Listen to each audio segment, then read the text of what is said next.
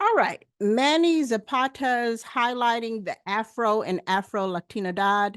It's pretty straightforward. He's giving his testimony in order to talk about or center the experiences of Afro-Latinidad, or Afro-Latinx people who tend to be erased from both Latinidad experiences and discourses and Black experiences and discourses. The mixed identity tends to be a forcing of Afro-Latinidad, especially our Afro-Latinx folks, especially if they're a darker skin tone, to identify solely as Black. And there's a lot of things that are happening in the media right now with regard to that. A lot of our popular culture folks, musicians, actors are involved in a discourse that's trying to highlight the complexities of Afro-Latinx people. And so there's been quite a bit of debate. In fact, John Leguizamo was just in trouble for saying something about the lack of representation of Latinx people at the Oscars when several Afro-Latinx folks were acknowledged and won. And so he's completely erasing them and their identities from the Latinx experience in his critique. So that's come up quite a bit here lately. There's just a couple of words that I want to make sure that you all understood. He used the language of pan-Latino. Pan simply means all or involving all people. So you'll hear Pan-Africa, Pan-Latino, Pan-Asian. That just means all. They're talking about Latinx experience in a global context, but not conflating it down, saying that everyone is having the exact same experience. But it is a language that's trying to capture the fullness of Latinx folks. I wanted to point out politics of race. Politics of race, when we're talking about the politics of something, we're talking about the interest in, we're talking about the nuance and complexities of, we're talking about an interrogation of the kinds of investments that are going into that thing. So the politics of race can be understood as the complexities, our interest in race, and how those things shape our lives. So when you think about the politics of race, we have to think about race as a social construct, yet as something that's very real because it impacts people's lives. When we think about the politics of race, we have to consider the hierarchies that are created and how that impacts people's lives. Those are all included when you're talking about the politics of race. And then he uses the term disaggregated data. It just means that they have pulled apart the specific identities. So part of his argument is that in schools, Afro-Latinx folks are being ignored and not receiving the services that they should be receiving because many times their data is not included, their data is not disaggregated. It's either all collected into Black or are collected into Latin without looking at the nuances of their intersecting identities, right? I included a couple of key quotes here. So Afro-Latinos often face disproportionate levels of discrimination and hardship based on their skin color. So that has to do with anti-Blackness, yet they tend to be overlooked or excluded from national representative examples of Latinos and research and data collection that favor certain Latino groups over others. So again, Afro-Latinos are experiencing an erasure and a silencing around their experiences based on their skin color, which has everything to do with the global phenomenon of anti-Blackness.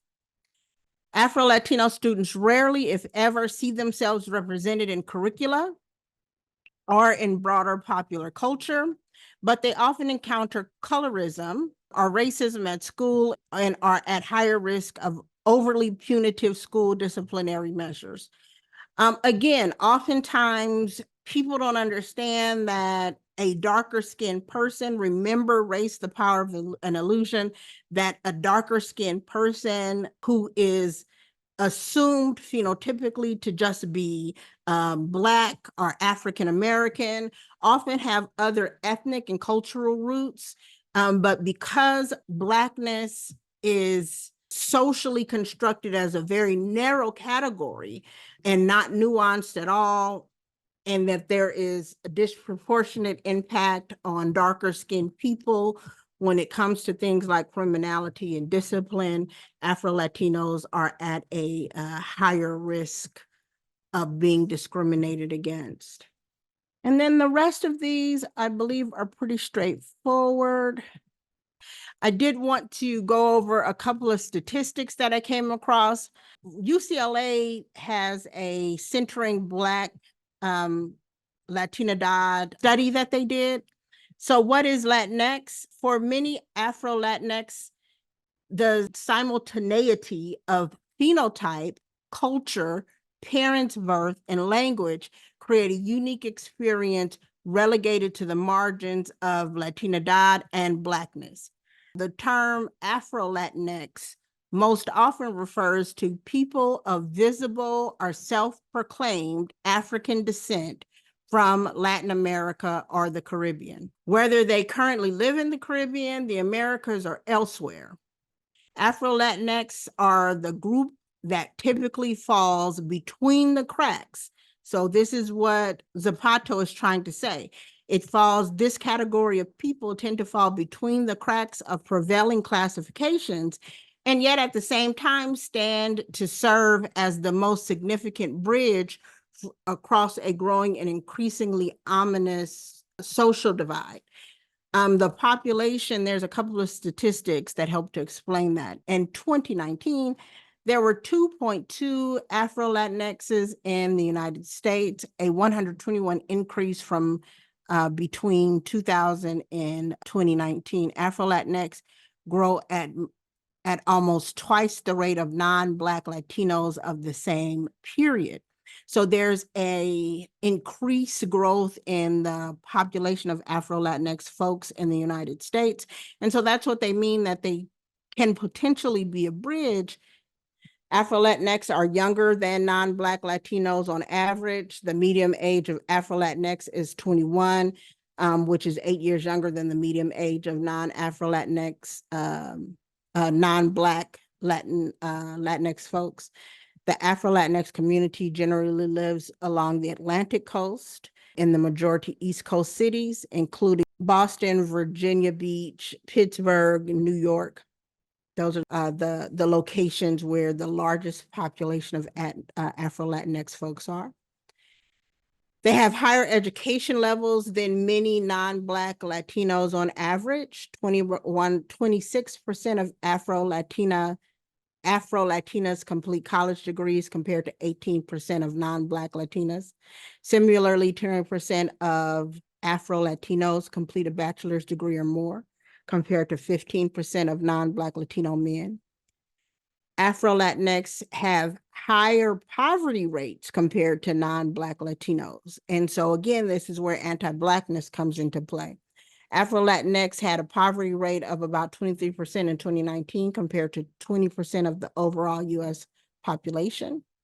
Although Afro-Latinx have low ownership rates compared to other groups, 40.1% of Afro-Latinx versus 54% of non-Black Latinos.